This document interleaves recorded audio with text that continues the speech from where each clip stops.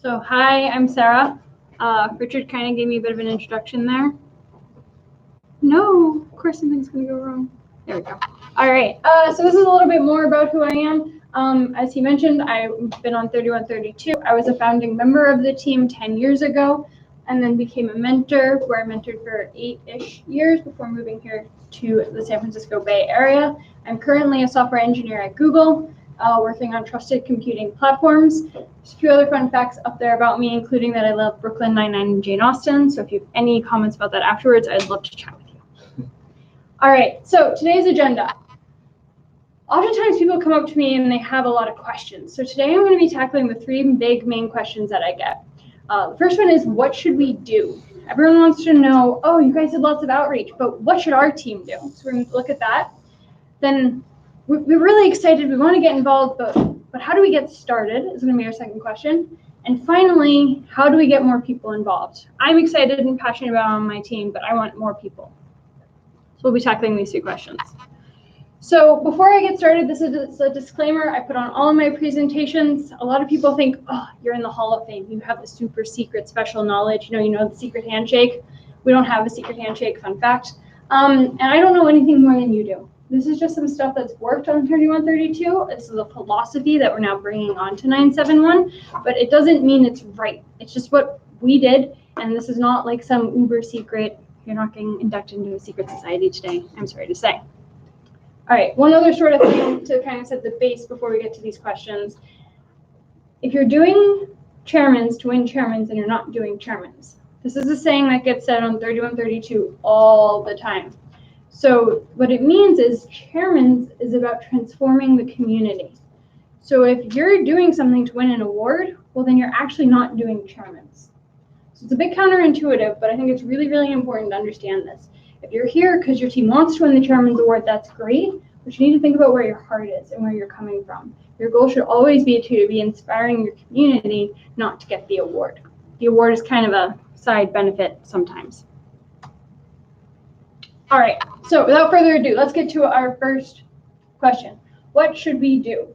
So the Chairman's Award, and I think this is actually a time when it is good to look at the award. I'm going to contradict myself a few times, and this is the first one.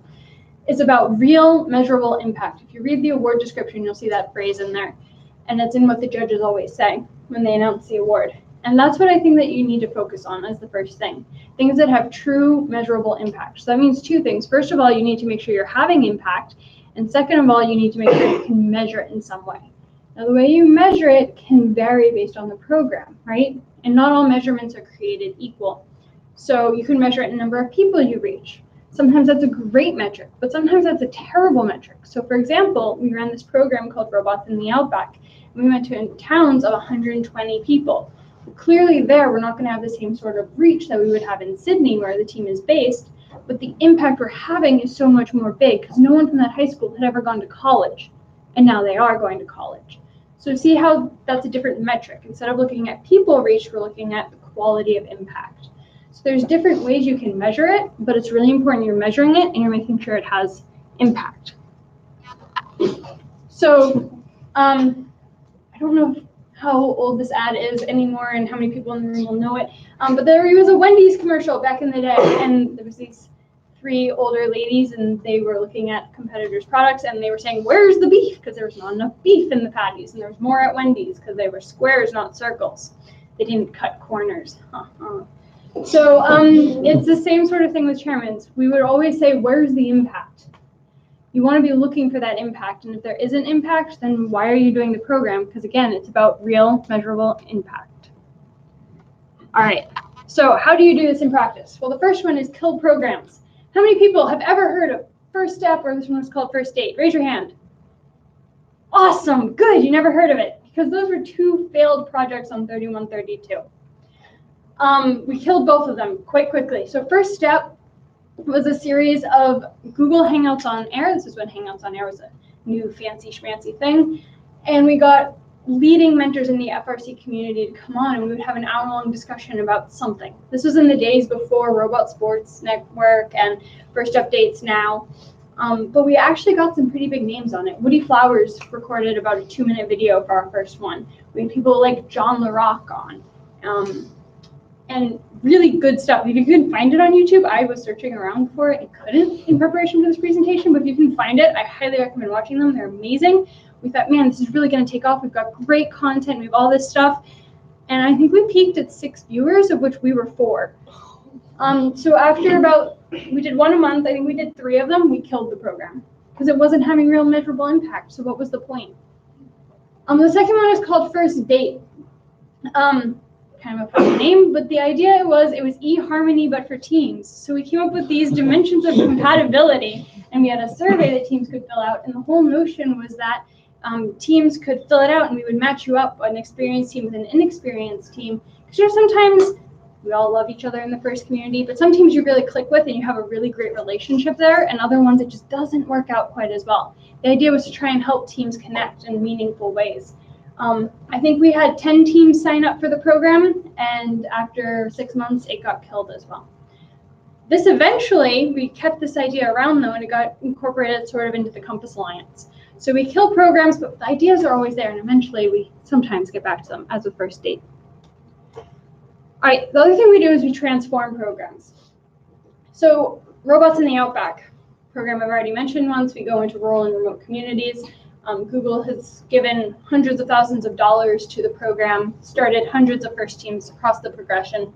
Huge program, right? You would think, oh, that was a successful one. You can demonstrate real measurable impact.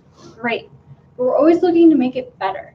This is a huge example of that. So we started off by going into these towns. We would send mentors out to these towns. We've sent mentors from, there's a 1678 mentor who came over one year. But we'd have like 2 or 3 groups, and they would literally get in Ford vehicles that Ford would donate to us for the trip, and they would go around the Outback. They'd spend about 2 weeks doing it. And we found that was working okay, but in FRC especially, we had about a 50% retention rate. It was really, really low. And so we wanted to make it better. We also found we were struggling to get mentors over because we kind of had already tapped out the pool. We've been doing this for 2 or 3 years. So we transformed the program, and we, instead of going out to the schools, in December, we had the teachers come to us, and we did a 2-day workshop with them and built a kitbot. And we immediately found that the program had much better success because we were empowering the teacher instead of going out to the school. So now the teacher felt confident and could go on and do the program. It also gave them a little bit of a trip away, a little bit of fun. They got to come to the city, which is a big deal. And it has greatly improved the retention rate. So it's an example of we already had a successful program, but you can always go make it better and makes more measurable impact. So you can also transform your programs. All right. So in both of these cases, I think that it's very easy to look at the 3132 programs and go, wow, there's so much impact. We could never do that. They're on this great straight trajectory. They make it so easy. And in reality, it looks a lot more like this. We had a lot of first dates and first steps. I mean, it didn't take me very long to come up with 2 programs for this presentation. We had a lot of things like Robots in the Outback that are very successful now, but it took us a while to get there. So I think it's really, really important that you fail fast, but try and learn from every mistake and keep going and take those learnings into your next project. All right, so my second point for what should we do? Steal from the best and invent the rest. It's a classic 1678 saying, right? They say it about the robot all the time. We think it applies just as much to chairmans as it does to the robot game. So let me give you an example of this. 3132 is not creative. Sorry to burst your bubble, but we never are, especially when it comes to our chairman's video. We would always go on YouTube. We would spend hundreds of hours on YouTube, literally, and we would find videos we liked. So in 2013, there's actually a music video that we based it on. In 2015, it was the Google X Moonshot ad. Have you guys seen this ad? It's amazing. If you haven't, I highly recommend it. And in 2016, we tried to sort of do the Google Year in Search or the Zeitgeist thing. It worked okay, but not great.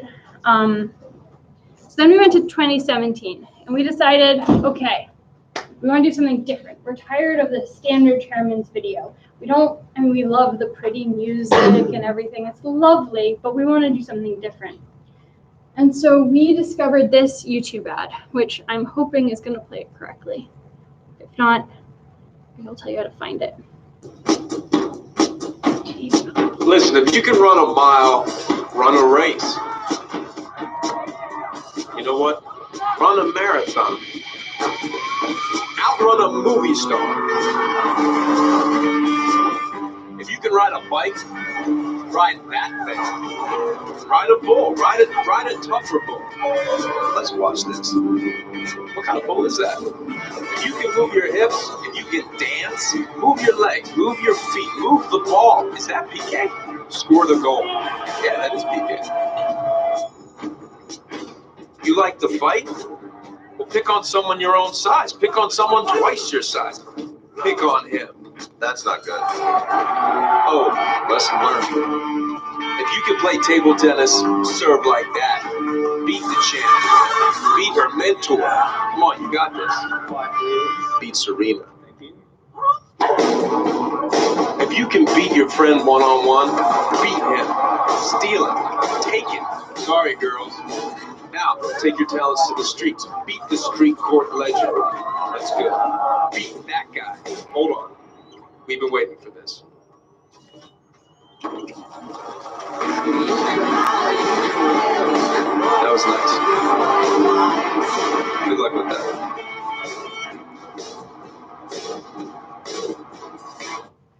All right. So you got the vibe of it, right? It was kind of edgy. It was in your face. It was not a chairman's video from, the traditional pretty music, close-up interview shots, heartstringy, but it got you going. And we said, all right, we're going to do this. And there are very few things that I've been involved with that were as easy as that video. We wrote the script, I kid you not, in about 30 minutes. It was the first draft. A week later, we came back, we edited it for another 30 minutes, and we were done. The script wrote itself that quickly. It was right. I don't know how else to describe it besides it fit the team, it fit everything for that year so perfectly. And this was the video we ended up creating, which one of the people in it might be at the back of the room.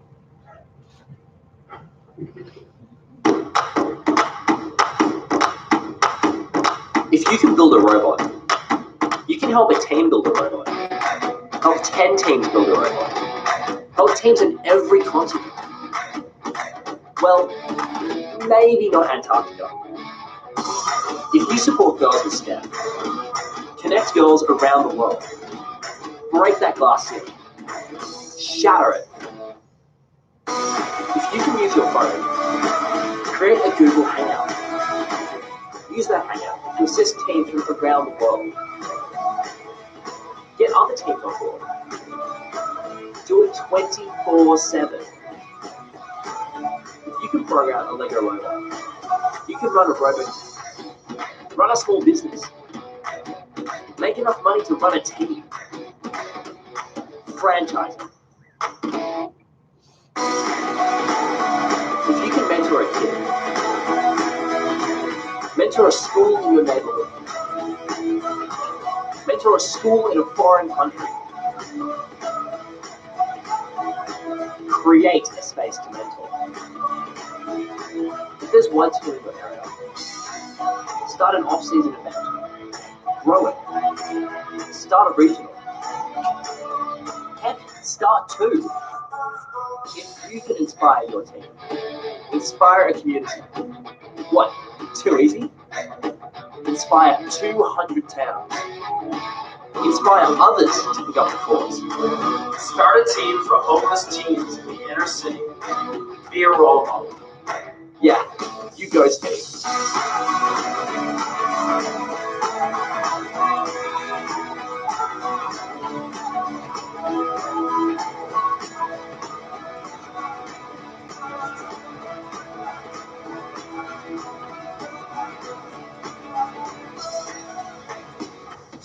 You can build a robot. You can do more. You can innovate. You can improve. We can inspire the world. A little bit different, right? But can you see how I took the Nike ad as inspiration and kind of went from there? It was also 2 quick notes on this. I could talk about this video for hours. We could do a whole presentation just on this video. But there's some shots in there that obviously we took specifically for the video. Shockingly enough, when we were going into the Outback, we did not have a drone flying after them the whole time. That was actually also not shot in the Outback. It was shot in a park in Sydney. But it's not about that shot, right? We never claim that that shot is real. It doesn't have to be. It's about what it invokes in you. Did we go and start all those teams in the Outback? Absolutely. But some of the shots were specifically done for this video. We also don't normally help, when we're helping kids with homework, we don't have drones flying above them. That'd be kind of weird. We probably have some parents wanting to know what's going on. So,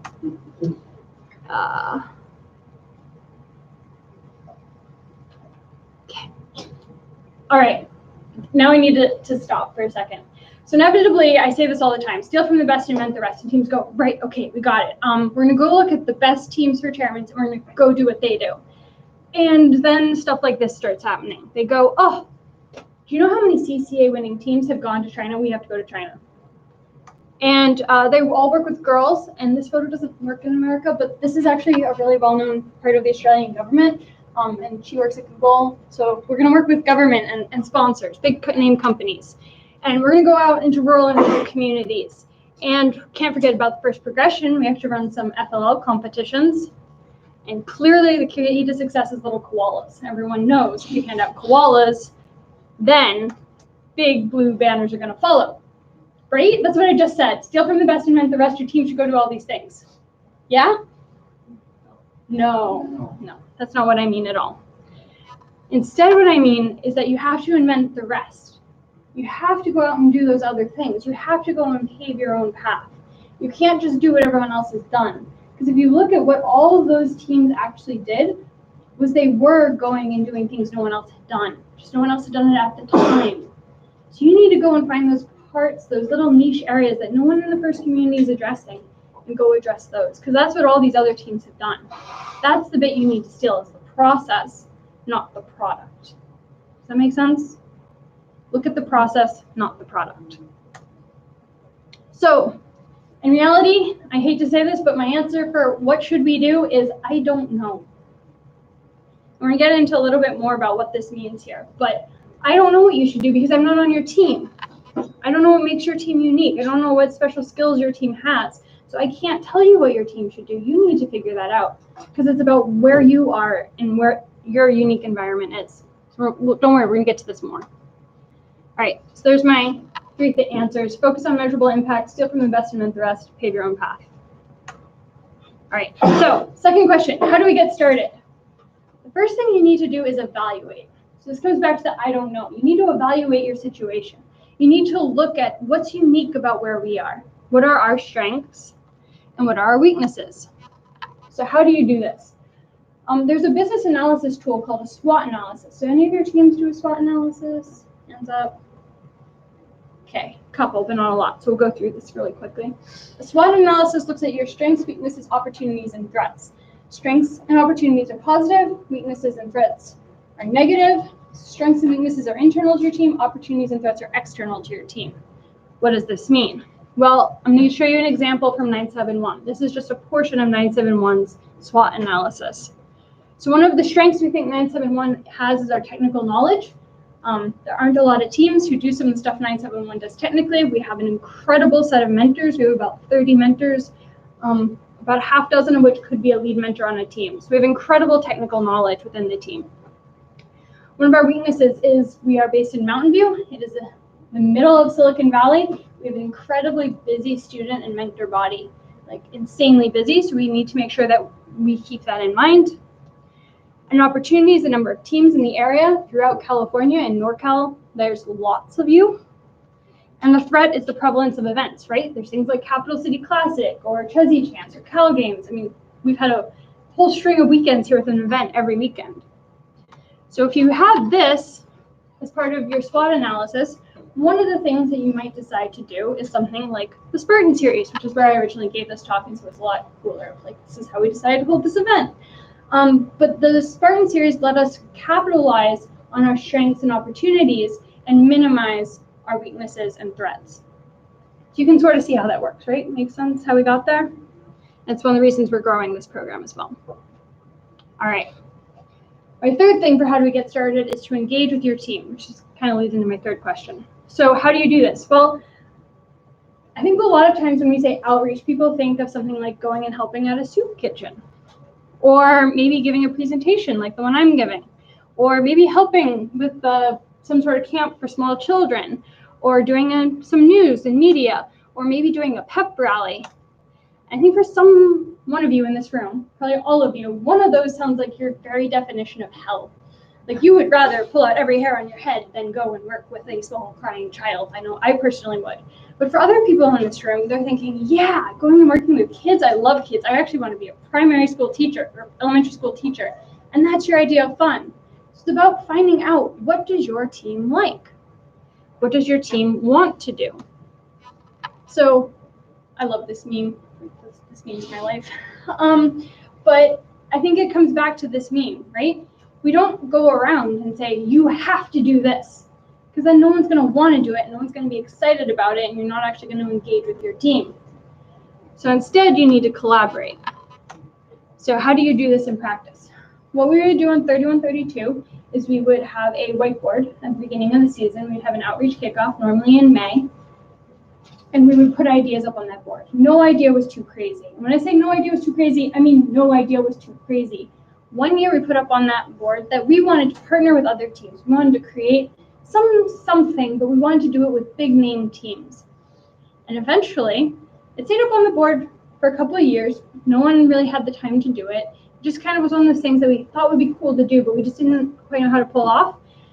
And a few years after it'd been on the board, probably about 3 or 4, we looked at it and we said, you know what, this is the year to do it. It was actually right after we won championship tournaments in 2017.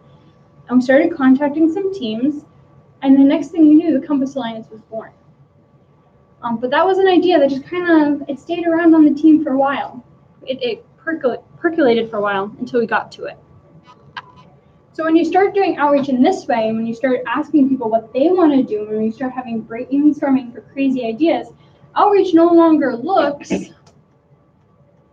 like this, it starts to look more like this. So these are some projects, mostly on 3132, one on 971. On 3132, we built an FLL-style game that promoted water safety, because it turned out one of the kids on our team had saved her sister from a riptide when she was 12. We had to get really excited about augmented reality. In 2017, our chairman's graphics actually had augmented reality with an app, and it was also on our koalas. We got really passionate about blood and iron levels in blood. It's the most common vitamin deficiency in the world. 1 in 3 women have iron deficiency. So we looked at how can we get a Fitbit to track your iron levels. And we actually have a provisional patent on it. It's patent pending. And on 971, our shirts. Everyone loves these shirts. You know how many of these shirts get made a year? Hundreds. And they're a way that we do outreach. So how do we get started? It's the 3 E's. Not educate, empower, excel. But evaluate, engage, and execute. All right, and my final one, how do we get more people involved? So you gotta make it fun, right? If something's not fun, you don't wanna do it. So on 3132, we have the team divided into 4 houses. So it's like Harry Potter. In Australia, houses are actually a thing. Like at school, you would be in a house and you would compete for house points. It's not something we made up for the Harry Potter universe. This is an actual thing that happens in schools in Australia and the UK, probably some other Commonwealth countries, but I can't speak for them. So we are divided into 4 houses, red, blue, yellow, green. They are not called Gryffindor, Slytherin, Ravenclaw, and Hufflepuff, I'm sad to say. They're just red, blue, yellow, green. And they're also called alliances because houses is a school thing and we don't do school things. So they're alliances. And every Friday we have something that we call Fun Friday. And if you noticed on my original slide, it said inventive outreach, or I'll take outrageous outreach for 100. And that's because on Fun Friday, we play game shows. So the team, our year-round team meeting on 3132 is Fridays. That's our biggest day. And during built-in competition season, the parents actually bring in dinner. And during dinner, from 5 to 6, so team meeting starts at 6, we play game shows. And the favorite one on 3132 to play is Jeopardy, which is also ironic because Jeopardy actually isn't a game show in Australia. It's just one that we played as a team and the kids got really into it. So there you go. How are we doing time-wise? Okay. What time do matches start again? 1:30. So you got okay, we've got time. So we're actually going to play a game of Jeopardy here. So I'm going to unplug this so I can see the answers. Well, it's more so I can see the questions. So what I'm going to do is we're going to do this 3132 style. So I'm going to split down in the middle. So Curtis, you're going to go that way. Harvey, you're going to go that way. You guys are going to be the blue alliance. Yeah. Blue. Over here, you're going to be red. Yeah. You'll see we have our lovely Jeopardy board here. So we have 3 categories today. We have TLAs. We have who's on first. We have before and after. Now, I will remind everyone of the rules of Jeopardy real quick. If you call out your alliance name, that's how we do buzzers. That way I know which alliance it was and I don't have to try and figure out which side of the room. So if someone over here thinks they know the answer, you're going to yell. And if you think over here think you know the answer, you're going to yell. And you're going to do it nice and loud because I'm at the front and I'm the one who decides the buzzer. And I will warn you, I am biased. Especially when there are rookies on the team. Funnily enough, they get called on more than you would expect. Go figure. Once you, we're going to start with TLAs for 100, just because it's top left, and I decided that. But whoever, if let's say blue called it out, so you called it out, and I said the TLA was TLA, or yeah, you would have to answer what is a 3-letter acronym. You always have to answer as a question. If you get it right, your team gets $100. For funny money, I don't have money for you. I'm very sorry. If you get it wrong, though, you subtract 100 from your score. Hence the name Jeopardy. Everyone get it? Yeah, we'll give it a go. Okay, so TLA. So I'm going to give you the answer, and you have to come up with a question. Make sense?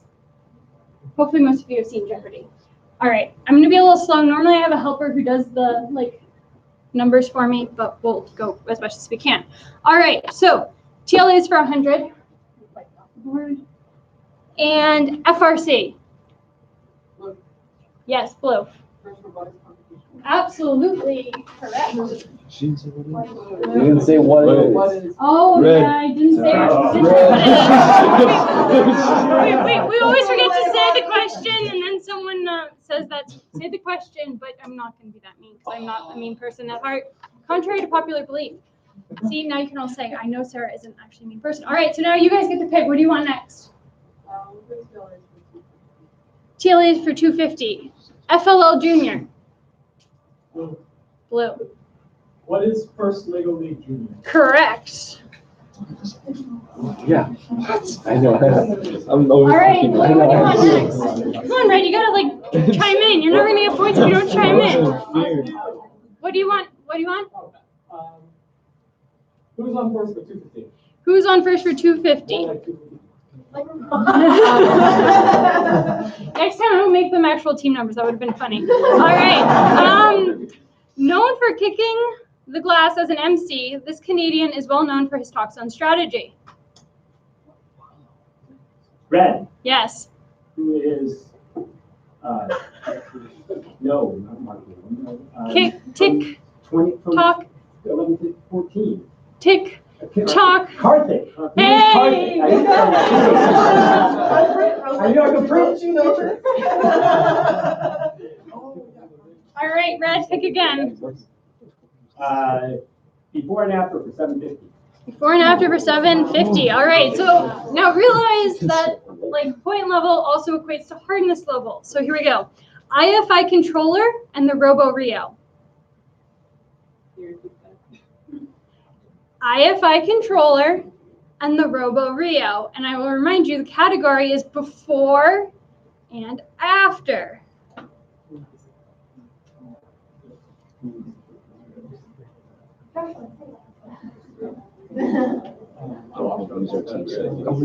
Anyone? 5, 4, 3, 2, 1, time. All right, so this is before this thing was the IFI controller, and after it was the Robo Rio. So what's the thing in the middle? Cereal. See, why didn't you know that? All right, so, okay, that's fine. Sometimes this happens. So Red gets to pick again. Before and after for 250. All right, before and after for 250. So hopefully we have the idea of the category. I would also say this is the one that also helps start with the $100 answer, as you'll see very shortly. But first Lego League and first robotics competition. Red. Red. FTC. Welcome. Oh, what is FTC? There we go. All right, Red, go ahead and pick again. We're schmooving now. Red. Oh, I can choose TLAs for 750. All right, TL answer 750. TCA. Red, Yes. what is the compass line? Correct. There's also one that, okay, pick again. We're gonna go all out for 750. Okay, who's on first for 750? This is really interesting. Some people are in the room I didn't expect to be in the room. All right. Which presenter at the 2018 Mentors Without Borders conference enjoys mountain biking and windsurfing?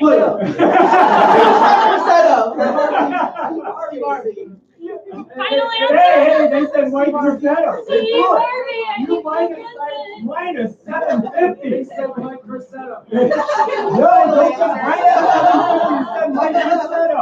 Yeah, they got there. Sarah's nice. Remember, Sarah's nice. All right. I said blue before he did, so I should be answered. And my wife is always right. No. There we go. All right. Blue, pick again. Before and after 100. Before and after for 100, and you will see why you should have picked this first for the before and after category, because I try and be nice again and helpful. So the answer is A and C. What blue? Blue. Yeah, blue. What do you do? What is B? Correct.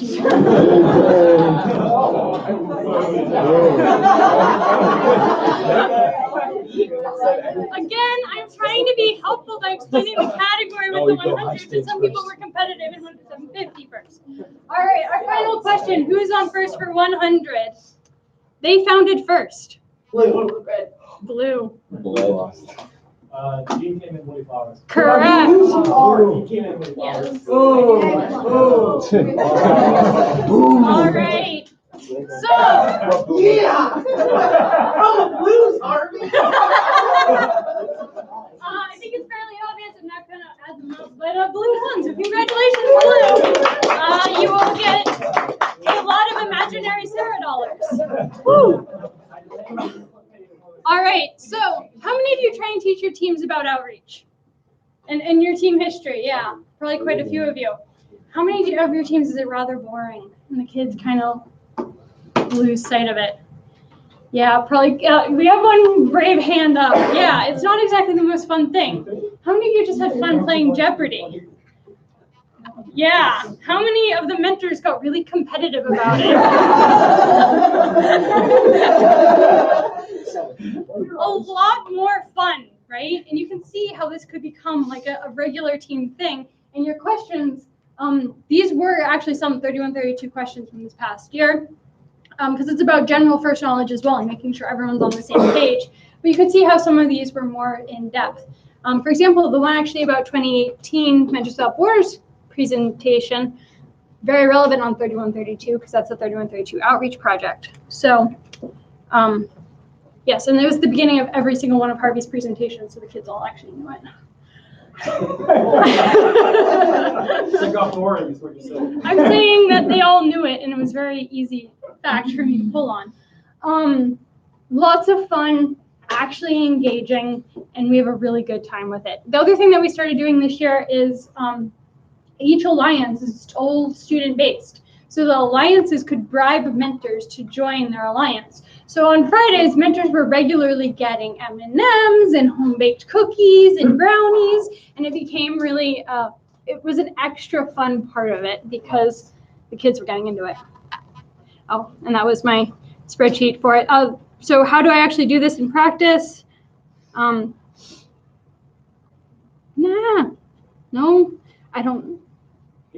Got it. There we go. It looks like this. It's really big at the moment. There we go. So this is what my spreadsheet looks like. I did a very condensed one here. It was only 3 by 3.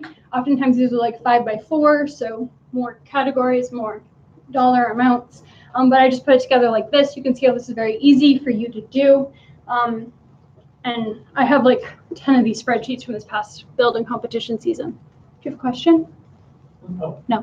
I actually wanted to ask you a question. Do you use Jeopardy, do you use it for the kids, or do you use it to help make decisions about outreach? Oh, it's just for fun. There's nothing besides this is a great way to learn our outreach activities and get people excited about it, right? It's really fun to be excited about outreach, and the more fun you have, and this is an example of how we enthuse fun in the process, the more other people are going to want to be involved. So it's, Can I just add that it's super important to get your kids and your team into the spirit of outreach. So having anything that engages them and makes them think this is going to be a fun activity to get involved in is important. Because if they're not enjoying it, there's no reason to do the outreach if they're not enjoying doing it. exactly. And this is one of the ways that we bring that fun into it throughout the season. There will often be a category on game rules as well. So we use this to keep our game rule knowledge up throughout the season, and not just something we did in the first couple of days. And then we just do fun outreach events. So every year, carols is a really big thing in Australia because it's summertime. So it's like you go to a park and sing Christmas carols with people. We help with the Rotary one in Sydney. We go and we raise money for kids to come to Australia from third world countries for life-saving medical procedures. And we run the sausage sizzle there for them. So that's actually my dad and I, one of them. And it's just a lot of fun because we show up and we sing Christmas carols and we make sausages for hours on end and we smell like sausages for 3 days. Fun fact, the smell actually does get in your pores. Can confirm. And then this one, we were in New Hampshire for an event and we said, hey, we're going to turn up at this local ice cream stand at this time. Anyone in the area who wants to come and just hang out, come along. And we had about 50 people turn up. It was just a great way to have some fun with the first community outside of just our team. All right, so aside from fun, how do you get more people involved? You don't just go to McDonald's, I'm sad to say. But we have this saying called supersize it. So if we have a project, we always want to make it bigger. It's never big enough. We want to see how can we have 10x growth next year? Not 2x, but 10x. So Robots in the Outback is an example of this. It was a great program. It was going well in Australia, but we expanded it to Robots on the Reservation when we started a team in the Four Corners area on the Navajo Nation here in America. And we also brought it into inner city Sydney, and we actually had a team of homeless kids. So at that point, we were no longer just in the Outback, so we needed to rename it, and so we called it Robots Around the World. But when you have these programs and you're supersizing them, it comes back to what Harvey just said about fun. Everyone wants to be part of something that's growing, that looks exciting and big, right? It's the next big thing. You want to be involved in that. And so as you start supersizing, you're going to find more people get involved with the project because it's fun. Kind of counterintuitive, but you need to be growing in order for this to happen. And the other reason is, why do we build robots? Why do you guys keep coming back, right? All of you probably have built a robot. And I think it's the same three things that I just said. It's fun, it's because we can do it, and it's because every year you want to do better. You want to supersize your robot in some way, be it your performance, be it what your capabilities are. That's why you build a robot. And I think the same things apply to chairmans and outreach. I think a lot of teams try and separate it, and they think they're very separate. But a lot of the skills that you have on the robot transfer directly to outreach. All right, so if we go back to our agenda, we had 3 big questions, and I've given you 3 answers, in most cases, only 2 for how to get more people involved. That's the slide. If you want to take a photo of it, that's why I picked this slide up, because these are my answers. I will leave it up for a moment. And everyone pulls out their phone, and then I feel awkward. So I'm going to say, well, you all take photos. I want to make sure you give enough time. By the way, all these slides will be up on the fall workshop. Oh, there you go. They'll also be up there. The brightness was too big. Yeah, hang on 1 second, because I think my next slide is literally questions. Questions! I got really curious. Sorry, this might be a little bit off topic, but in Australia, is supersizing still legal? I don't think we actually have supersizing. So the thing to remember about 3132 is we have a bunch of Americans running the team. So we have American sayings sometimes. Yeah, and that's one of them. Like, where's the beef? Wendy's isn't in Australia, but we still say, where's the impact? And then I have to show kids the ad all the time. Yeah. And now I'm back here and I have all these Aussie sayings and people look at me and they're like, what? Oh. Yeah. And many of your parents would be your age when that ad came out. Yeah. I'm older than I look. So questions. I always like to leave lots of time for questions because everyone has lots of questions. Sometimes you don't want to ask them in a big group, in which case we can wrap up early and you can come up and ask. But if you have them for the big group, I like them there. Yes. What percentage of your team is actually involved in that? I would like to say 100%, but I don't have the evidence to back that up. I don't have evidence to say it's not 100% either. I would estimate probably 95%.